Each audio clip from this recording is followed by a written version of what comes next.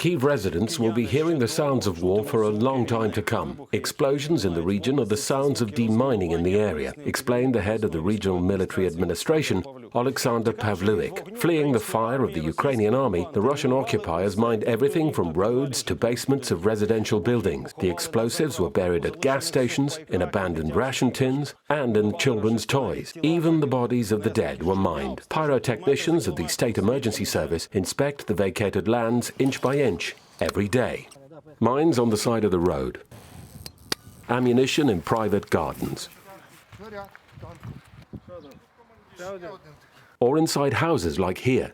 The mine flew just under the floor and did not explode. Everything found is carefully carried bare-handed to an armored car. Today alone, rescuers have received more than 100 calls from both the people and the military. The servicemen asked to inspect the gas station. Many of them burned to the ground on the way to Kyiv. There is a body inside. The body wasn't burnt as well as the clothes. Most likely he died later. The military found the man's body. They didn't take it away. The Russians retreating could mine the body. Pyrotechnicians have checked. Everything is fine. We always check for stretch marks. A grenade can be placed under the body. Russian soldiers are insidious, says Oleksandr. He has been working as a sapper for 15 years, but every day he marvels at the hostile imagination. Any units mine as they please. The fantasy is boundless. I mean, there are many surprises with a time mechanism. Sappers first checked the houses where the occupiers settled, evacuating people, as here. The lock was shot out with a machine gun. They also fired inside. They drank alcohol, stole underwear, sneakers and food. They broke the TV. Money was stolen. All winter clothes were stolen. And here the sappers have the most work. A graveyard of Russian military equipment. An ammunition depot destroyed by Ukrainian artillery. Dozens of trucks with shells delivered to kill Ukrainians. They hid in the woods. Oleksandr leads a group of sappers. He is happy and sad at the same time. Our guys are awesome. They coped perfectly, completely destroyed all units of equipment.